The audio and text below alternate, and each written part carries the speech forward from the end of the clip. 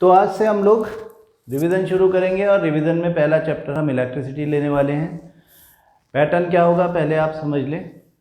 सबसे पहले हम लोग अपनी एनसीईआरटी लेकर के बैठेंगे। आप एनसीईआरटी बुक खोल करके बैठोगे। जिस तरह से हमारा एनसीईआरटी का यहाँ पे फर्स्ट पेज दिख रहा है आपका, ये फर्स्ट पेज आप खोल लोगे। देन आपके पास एक पेपर पेन होना चाहिए। जो भी चीज़ आपको इम्पॉर्टेंट लगे, नोट करने लायक जो हम बताएं आपको, वो आप अपने पेपर पेन में नोट करें। उसको अपनी एनसीईआरटी में निशान लगाने के बजाय आप एक पेपर पेन लेकर के सिस्टमेटिकली उसके ऊपर लिख दें कि इलेक्ट्रिसिटी का हम रिवीजन कर रहे हैं। तो जैसे आज इसका डे 1 है, तो हम आज इसके बारे में बात करना शुरू करेंगे। हम सबसे पहले तो फंडामेंटल कंसेप्ट्स को रिवाइज़ करेंगे और एनसीईआरटी में छोटे छोटे क्वेश्चंस कहाँ कहाँ से बनते हैं वो सब अपन एक एक करके देख लेंगे, ठीक है। फिर अप टू इंट्रोडक्टरी पार्ट में आता है हमारा charge, electric current, conventional current और इलेक्ट्रॉनिक करंट के बीच में डिफरेंस, एक कूलॉम में कितना चार्ज होता है, SI unit of charge. Then what is current, rate of flow of charge के बारे में बात, सर्किट के components, circuit diagram. Then potential difference क्या होता है, इतनी बात हम आज करेंगे, ठीक है। यानी charge, current and potential difference, that is voltage and circuit. इससे रिलेटेड हर बात हमको पता होनी चाहिए। आज की क्लास के बाद में ये सब बातें हमको पता होनी चाहिए, ठीक है। फिर फ्रॉम दिस टॉपिक कल की क्लास में हम उसके क्वेश्चंस जो कि इम्पॉर्टेंट हैं, जो डिस्क्रिप्टिव क्वेश्चंस हैं, न्यूमेरिकल तो बहुत हो सकते हैं लेकिन डिस्क्रिप्टिव क्वेश्चंस जो होते हैं वो लिमिटेड होते हैं।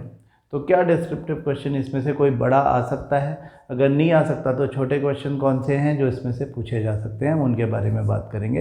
एंड सब्सिक्वेंटली फिर ऐसे ही हम आगे बढ़ते जाएंगे और हर टॉपिक के बारे में हम बात करेंगे।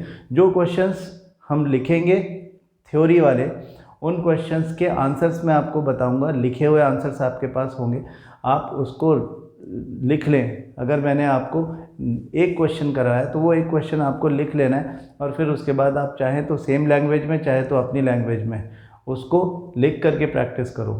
अगले दिन की क्लास होने से पहले आपको मल्टीपल टाइम्स, जितनी बार हो सके आपको उसे लिख के प्रैक्टिस करना है, ठीक है। तो एनसीईआरटी वर्ड बाय वर्ड हम पढ़ ही रहे हैं, साथ में हम लिख भी रहे हैं। जो क्वेश्चंस उस टॉपिक से आने वाले हैं उसके आंसर किस स्ट्रक्चर में होने चाहिए वो स्ट्रक्चर मैं आपको बना के दूंगा। आप उसे लिख करके प्रैक्टिस करोगे और इस तरह से रोज़ के रोज़ प्रैक्टिस होती रहेगी। हाँ, हमारे पास करीब 2 महीने का समय है। हमारे पास 7 चैप्टर्स हैं आर इन्वायरमेंट मिला करके, तो हमारे पास सफिशिएंट टाइम है। हालांकि हम पूरे 2 महीने इसके लिए लगाने वाले नहीं हैं। हाँ, हम इसी महीने ख़त्म होते होते इसको पूरा कर लेंगे। मतलब कि हम अपना रिवीजन जो है वो ये मार्च एंड तक कंप्लीट करके और अप्रैल में फिर हम प्रैक्टिस शुरू कर देंगे अपने एग्ज़ाम के हिसाब से। मतलब कि हम उसके जो फाइनल मॉक टेस्ट है उसके बारे में बात करना शुरू, मतलब कि ये अप्रैल तक ज़्यादा से ज़्यादा हमारा रिवीजन चैप्टर वाइज जाएगा। तो this is chapter wise, topic wise and question and answer wise revision है ये। हाँ, और यही हमारा फाइनल रिवीजन होने जा रहा है। यानी कि अब हम अगर इलेक्ट्रिसिटी रिवाइज़ कर रहे हैं तो फिर इलेक्ट्रिसिटी दोबारा रिवाइज़ करने के लिए हमारे पास टाइम नहीं होगा, इसलिए इसमें अपनी पूरी एनर्जी लगाओ, पूरा कंसंट्रेशन लगाओ।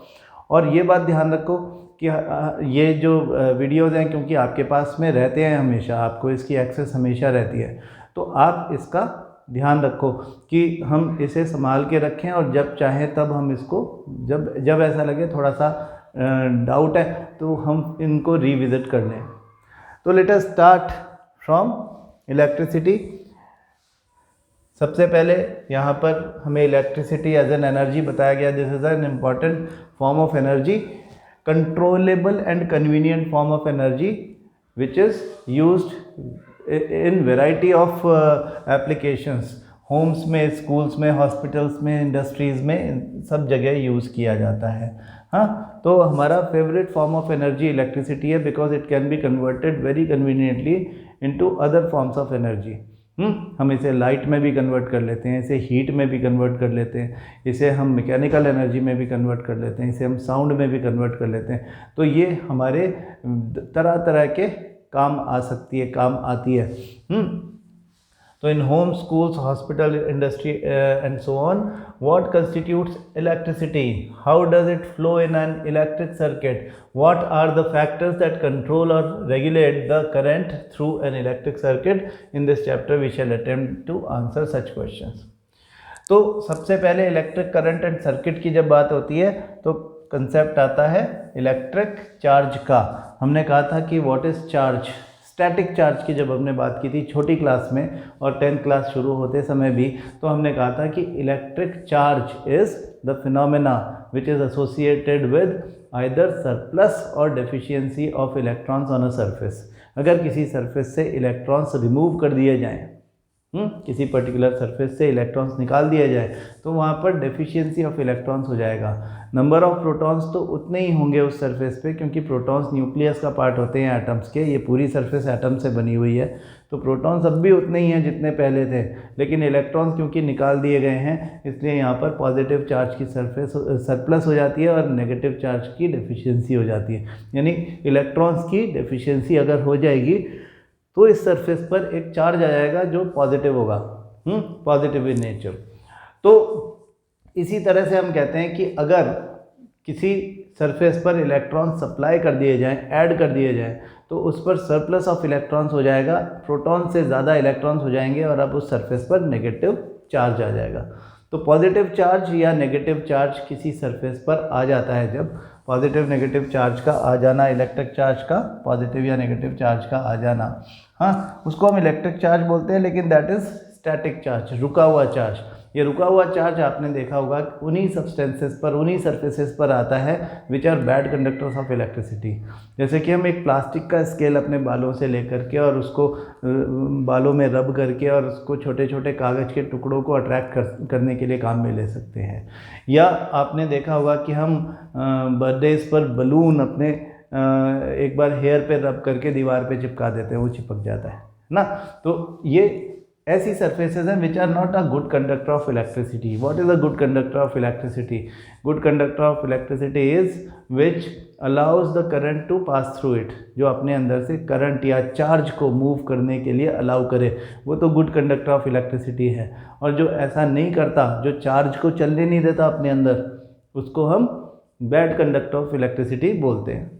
तो गुड और बैड कंडक्टर ऑफ इलेक्ट्रिसिटी का कंसेप्ट बिल्कुल सिंपल है, लेकिन हम कह रहे हैं कि जो गुड कंडक्टर ऑफ इलेक्ट्रिसिटी होता है उसमें charge particles, electrons can move, वो इलेक्ट्रॉन्स उसमें भाग सकते हैं, और जब इलेक्ट्रॉन्स उसमें भागते हैं तो फिर करंट का कंसेप्ट आता है। तो यहाँ पे हम इलेक्ट्रिक करंट एंड सर्किट की बात कर रहे हैं कि the electric charge flows through a conductor.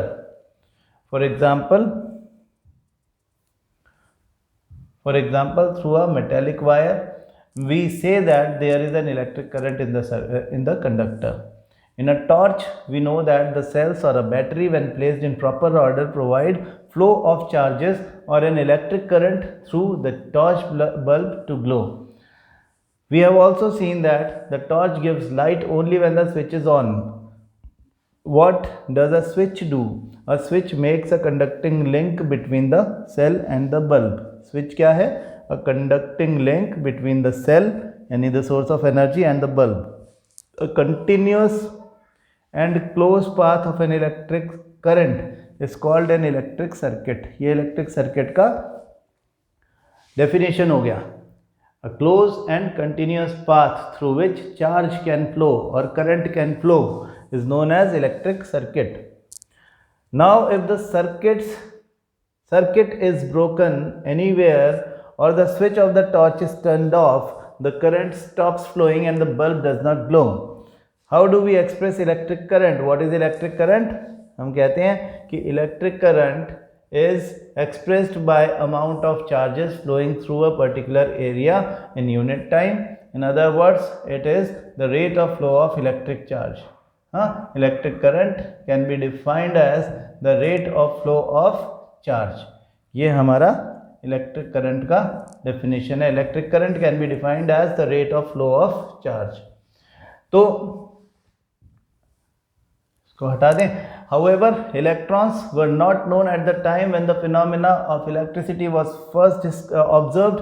So electric current was considered to be the flow of positive charges, and the direction of flow of positive charges was taken to be the direction of electric current. तो अब conventionally in an electric circuit, the direction of electric current is taken as opposite to the direction of the flow of electrons, which are negative charges. So this current, which we know as I, is conventional current. हाँ, इस page पर क्या क्या सीखा आपने? इस page को फिर से रिवाइज करो. आपने सीखा इलेक्ट्रिसिटी क्या है. It is a form of energy which is controllable and convenient from the form of energy for variety of uses. Electric charge क्या है? The charge is a condition, a physical condition of surplus or deficiency of electrons. Surplus of electron मतलब negative charge और deficiency मतलब positive charge. Then flow of charge is current. Electric current is expressed by the amount of charge flowing through a particular area in unit time. और हमने कहा कि it is the rate of flow of electric charges, है ना. हमने कहा electric current can be defined as the rate of flow of charges.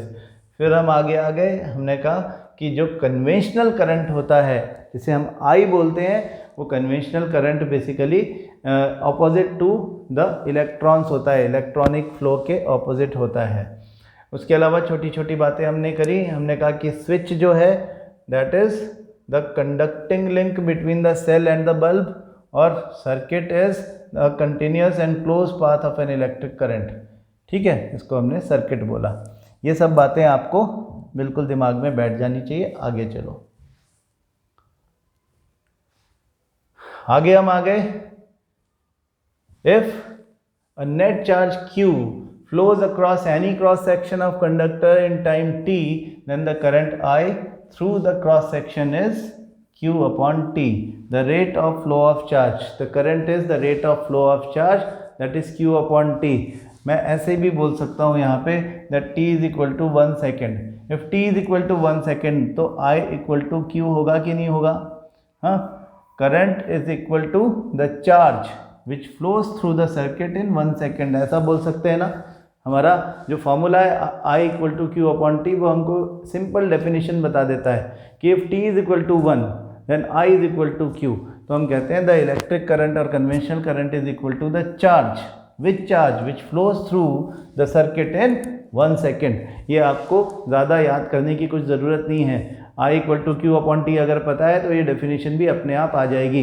इसलिए बहुत ज़्यादा याद करने में दिमाग लगाने के बजाय उसे समझने में दिमाग लगाओ. The SI unit of electric charge is coulomb, that is C, which is equivalent to a charge contained as nearly 6 into 10 to the power 18 electrons. यहाँ पे हम आपको याद दिला दें, हमने कहा था कि जब हम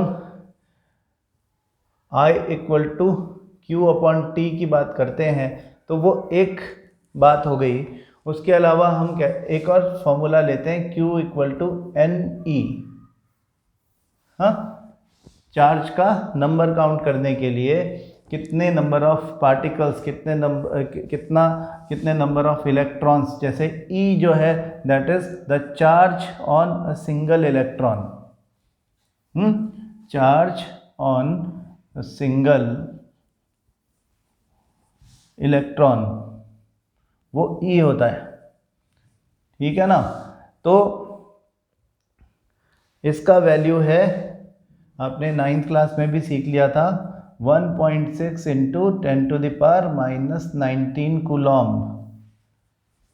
तो जब हमसे क्वेश्चन पूछा जाता है कि calculate the number of electrons यानी n, calculate the number of electrons which are required to form a charge equal to 1 coulomb.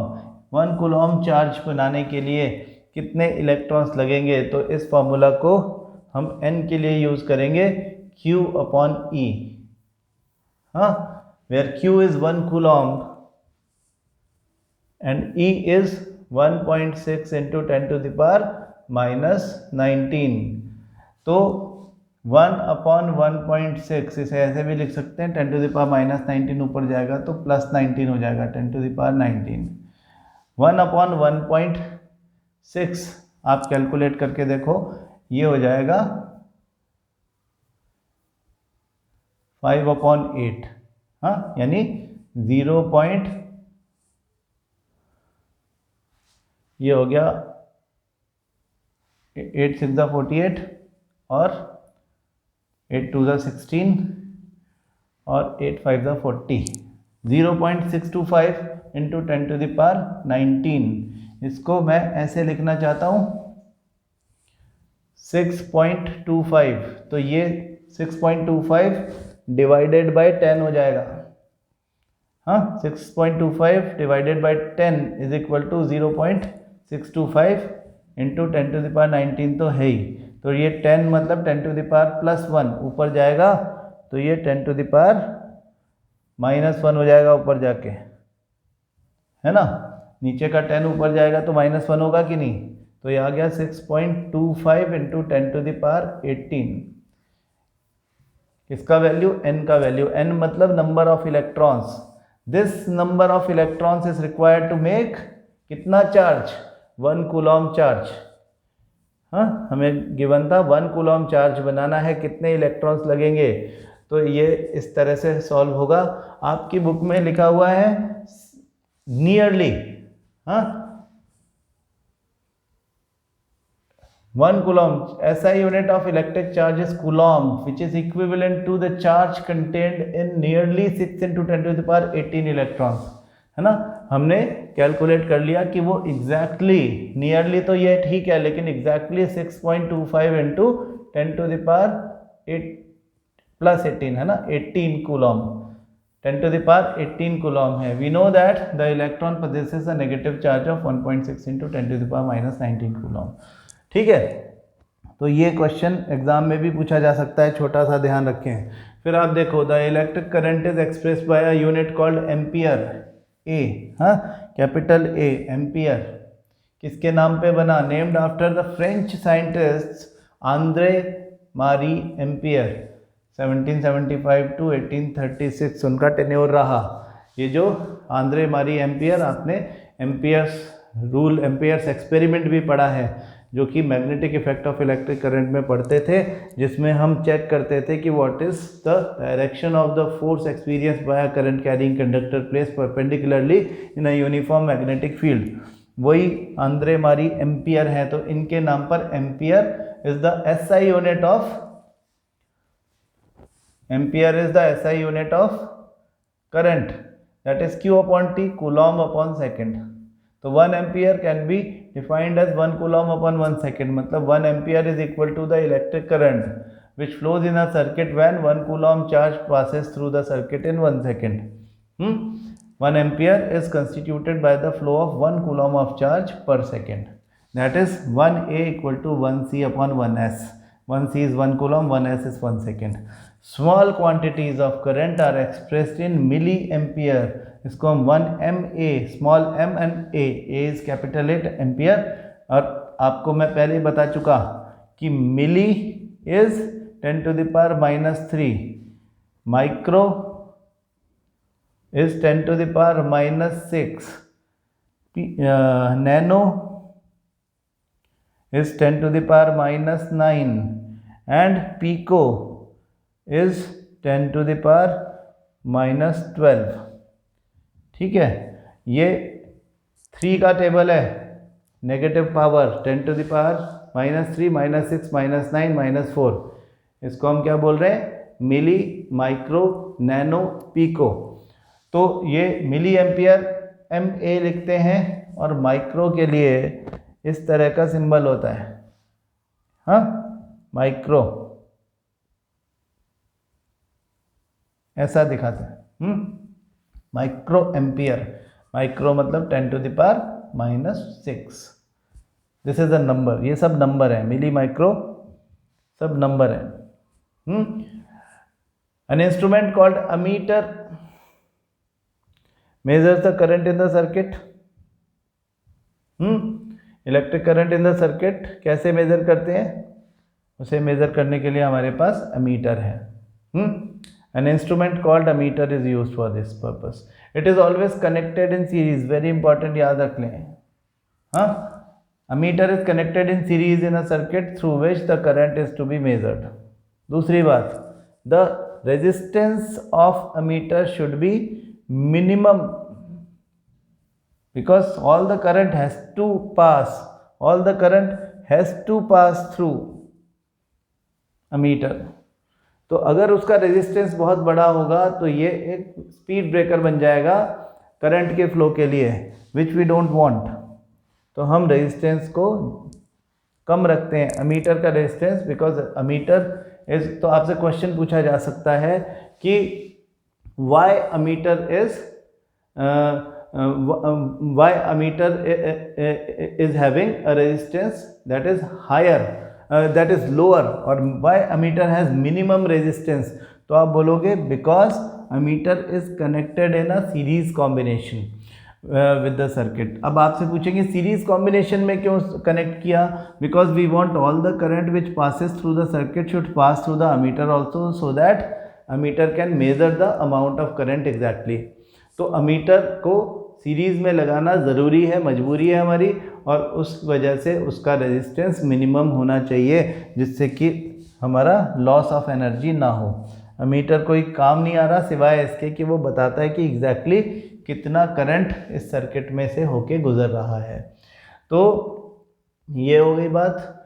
अब ये एक इलेक्ट्रिक सर्किट का डायग्राम है जिसमें हमें क्या दिख रहा है? एक इलेक्ट्रिकल अप्लायंस दिख रहा है, अमीटर दिख रहा है, की दिख रही है, एक बैटरी दिख रही है, और इसमें करंट फ्लो होता हुआ दिखाई दे रहा है। ये कन्वेंशनल करंट है जिसको आई से डिनोट करते हैं। हाँ, तो schematic diagram of an electric circuit comprising cell, electric bulb, ammeter and plug key. किसी भी वायर में बिना सेल के या बिना बैटरी के करंट पास नहीं हो सकता है। हाँ, वही उसके लिए सोर्स ऑफ एनर्जी है जिसे लेकर के इलेक्ट्रॉन्स भागेंगे, चार्ज मूव करेगा इनसाइड द सर्किट। तो the electric current flows in the circuit from positive terminal of the cell to negative terminal of the cell through the bulb and ammeter. Circuit diagram में ये भी ध्यान रखें कि battery के minus से ammeter का माइनस और बैटरी के प्लस से अमीटर का प्लस आमने सामने होना चाहिए, है ना। ये माइनस है और ये भी माइनस है, ये प्लस है तो ये भी प्लस, प्लस और प्लस आमने सामने, माइनस और माइनस आमने सामने, ये बात ध्यान रखो, ठीक है। तो note that the electric current flows in the circuit from the positive terminal of the cell to negative terminal of the cell through the bulb and ammeter. यहाँ पे क्वेश्चन दिया हुआ है, current of 0.5 ampere is drawn by a filament of an electric bulb. Answer देखे बिना आप इसे अपने आप अपने आप लिखो, इसको सॉल्व करो। आप बताओ कि what is given is current I 0.5 ampere drawn by a filament of electric bulb for 10 minutes. Time is given 10 minutes. 10 minutes को SI यूनिट यानी सेकंड में कन्वर्ट करो। 10 इंटू 1 मिनट में 60 सेकंड होते हैं, तो 10 into 60 second that is 600 second. ये time आ गया। तो वो कहता है find the amount of electric charge that flows through the circuit. तो I equal to Q upon T, ठीक है। तो Q अगर कैलकुलेट करना है तो Q equal to I into T होगा कि नहीं होगा।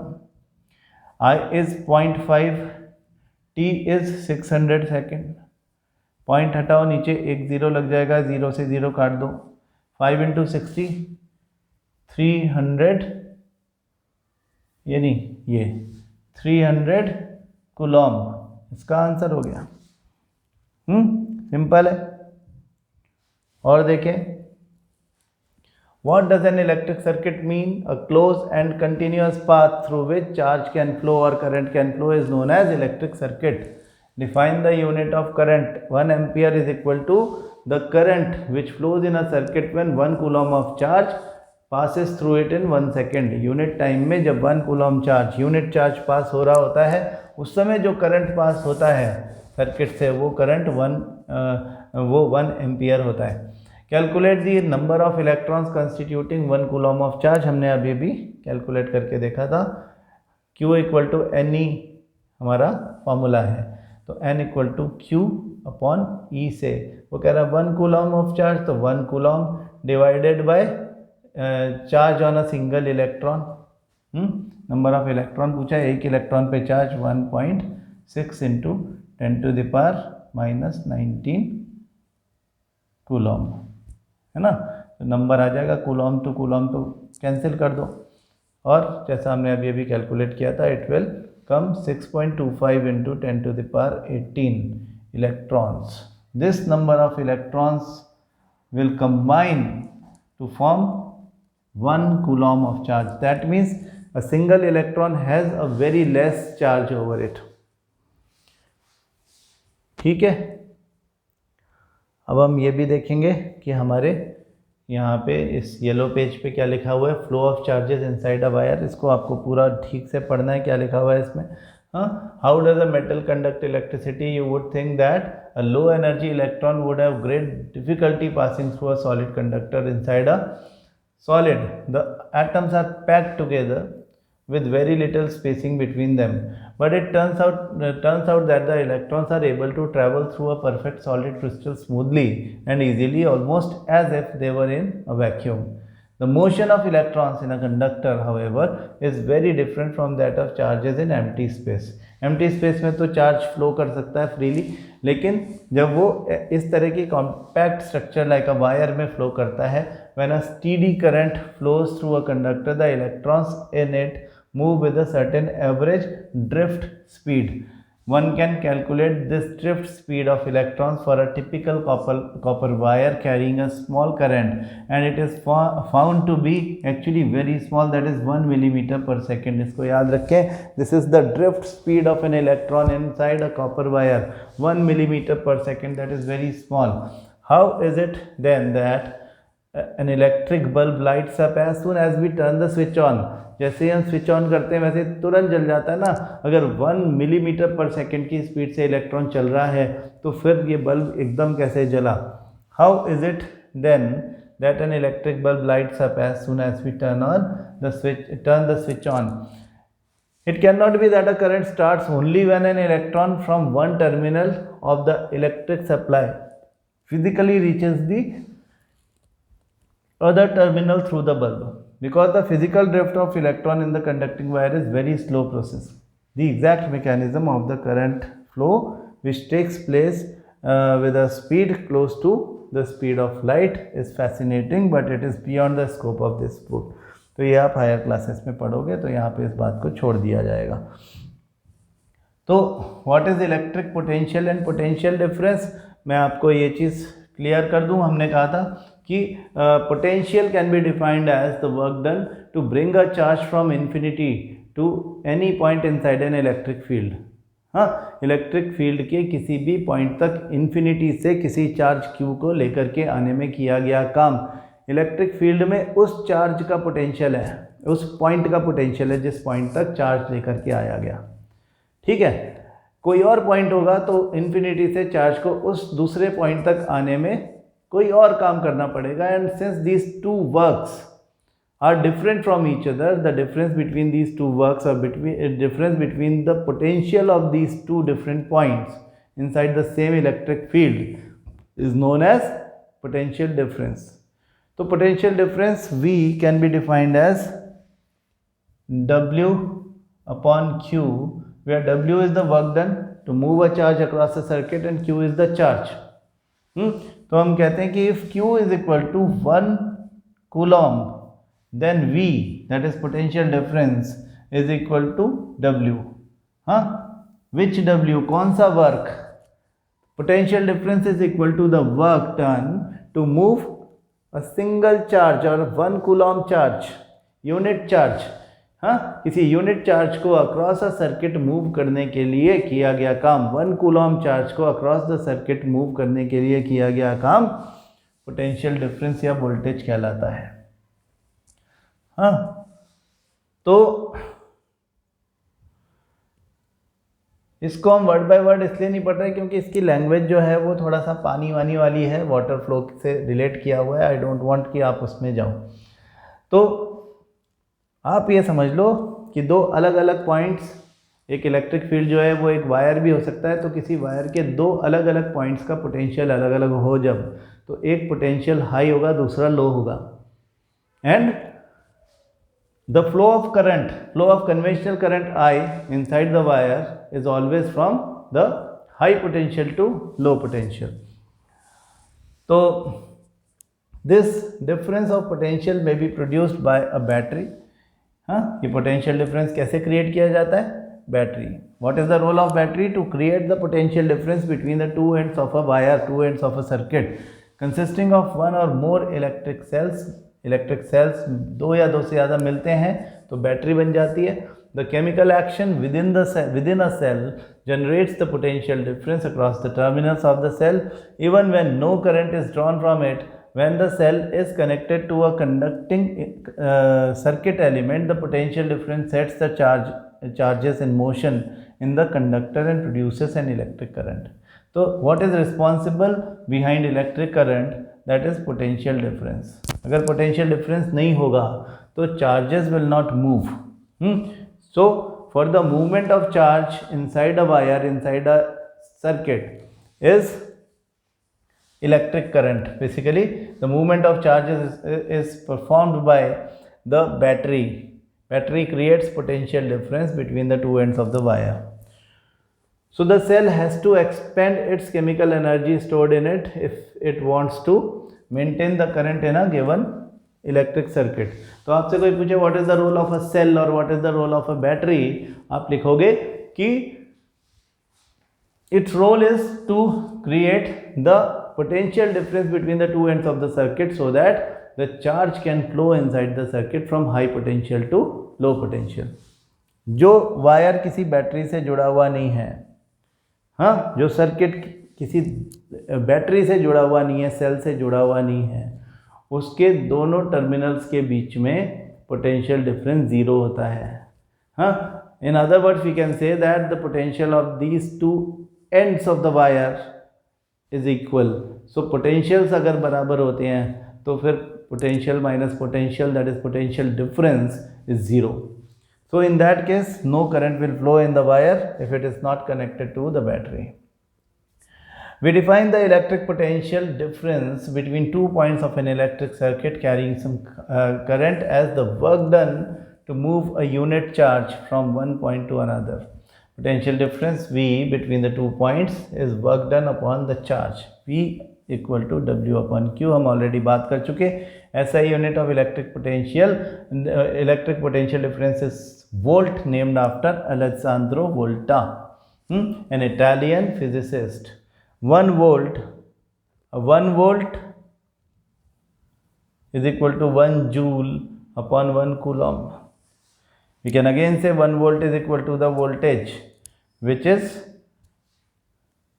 created between the two ends of the wire when 1 joule work is done to move 1 coulomb of charge across that. उस सर्किट के 1 volt equal to 1 joule upon 1 coulomb. Potential difference between 2 points is a current in a current carrying conductor when 1 joule of work is done to move a charge of 1 coulomb from one point to another. This is what it is. ये हो गई बात. 1 volt is equal to 1 joule per coulomb. Joule per coulomb. The potential difference is measured by means of an instrument called the voltmeter. The voltmeter is always connected in parallel across the points between which the potential difference is to be measured. उनके बीच में with the help of a wire ये parallelly connected रहता है.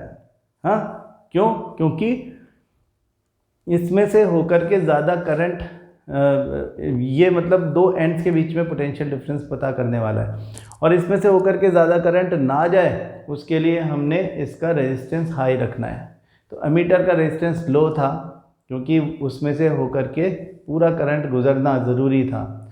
यहाँ ज़्यादा current ना जाए उसके लिए हम इसका रेजिस्टेंस बढ़ा देते हैं. इसको ऐसे समझो कि समझो ये एक रेजिस्टर है और ये वोल्ट मीटर है. तो करंट इसमें से होके जाएगा तो थोड़ा इधर भी जाएगा। अगर हम R का वैल्यू बढ़ा देंगे तो I इसमें जो होके जाता है वो मिनिमम होगा। We want minimum current to be pass through voltmeter, क्योंकि इसका काम केवल वोल्टेज बताना है, पोटेंशियल डिफरेंस बताना है, नथिंग एल्स। ठीक है। Now this is the application of this formula. बहुत ईजी है, आप अपने आप देख लें। Name a device that helps to maintain a potential difference across a conductor. अगर मेंटेन करना है तो बैटरी या cell. What is meant by saying that the potential difference between 2 points is 1 volt? इसका मतलब कि 1 joule work is done to move 1 coulomb charge between the 2 points of that circuit. हाँ, तो potential difference 1 volt होगा। How much energy is given to each coulomb of charge passing through a 6 volt battery? 6 volt की battery कितना energy, what is the relation of voltage with energy? V equal to W upon Q है, तो वो energy upon coulomb भी होगा। Each coulomb मतलब Q is given 1 coulomb. हाँ, how much energy, यानी energy is asked passing through a 6 volt battery, V is given 6 volt. हाँ, तो E is equal to V into Q, ये formula याद कर लो। और हम कहते हैं कि energy is equal to 6 into 1 coulomb, that is 6 joule. इसका आंसर आएगा। ठीक है, तो आज के लिए इतना ही। आप पेज नंबर 202 तक ठीक से पढ़ लें, और कल हम सबसे पहले तो इस टॉपिक से रिलेटेड क्वेश्चंस एंड आंसर्स लिखेंगे, और फिर उसके बाद हम आगे circuit diagram plus Ohm's law की तरफ चलेंगे। ठीक है, थैंक यू सो मच।